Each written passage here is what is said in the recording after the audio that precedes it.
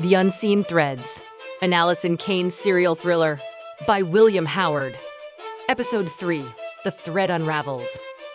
Hours later, my heart was still pounding from the chilling realization that I was already on someone's radar. The black SUV was a warning shot, a clear message. We know you're digging. Rather than running from the threat, which I probably should have done, it worked to solidify my resolve. Sarah wasn't just gone. She had been taken, and by people connected to that foreign symbol, and a hidden world I was only just beginning to enter. First, I needed to play by the rules, at least superficially. I drove straight for the Pueblo Public Safety Building, the button sealed in a small evidence baggie in my pocket. Detective Turner was behind his perpetually cluttered desk, looking even more strung out than usual. Detective Turner, I began, working to keep my voice even. I have some new information on Sarah Peterson's disappearance. He leaned back, a weary sigh escaping him. Miss Cain, look, I appreciate your enthusiasm, but we're following leads. We don't need civilians muddying the waters. I pulled out the button. I found this in an abandoned warehouse on the industrial side of town, a place I believe is linked to the symbol. Marco Chavez drew on a napkin while working at the grindstone. Coincidentally, Chavez suddenly quit his job, claiming a family emergency right after Sarah disappeared. This button is not from around here. The etching on the back isn't English. Sarah is not a runaway. She is a victim of something much bigger. He picked up the baggie, turning the button over in his fingers. A flicker of something unreadable crossed his face. Annoyance? Intrigue? A button, Miss Cain? From an abandoned building? And a barista who quit? People quit jobs. People drop buttons.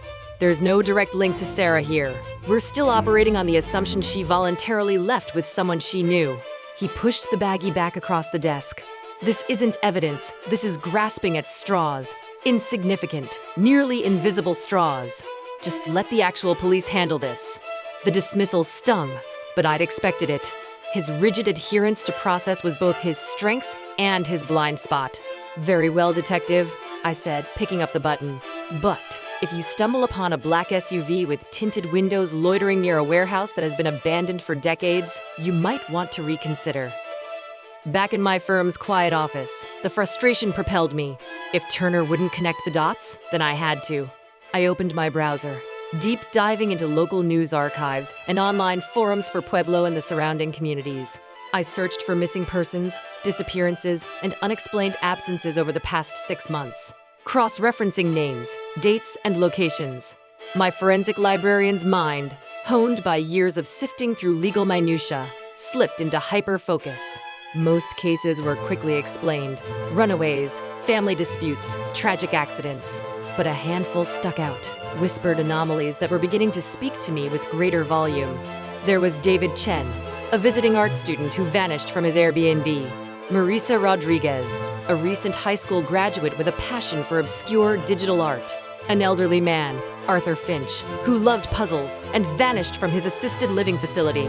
They were utterly unrelated at first glance. But then I noticed a series of thin threads connecting them. David Chen had been seen chewing a specific rare brand of cinnamon gum before he disappeared, a detail noted in a small forum post by a friend. A similar wrapper, nearly identical, had been found in the periphery of the Marisa Rodriguez case, dismissed as litter. Arthur Finch, according to his granddaughter's desperate online plea, had been obsessed with a quirky, recurring graffiti tag, a stylized bird, near his facility. I remembered seeing that same bird tag in a news photo of the alley behind David Chen's Airbnb. Seemingly trivial, nearly invisible commonalities, each dismissed by official reports as coincidental. But screaming coincidence to my trained eye. That's when I came across the digital commonality.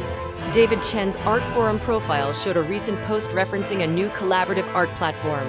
Marisa Rodriguez's phone records, briefly mentioned in a local news update, showed a massive data download just days before she vanished.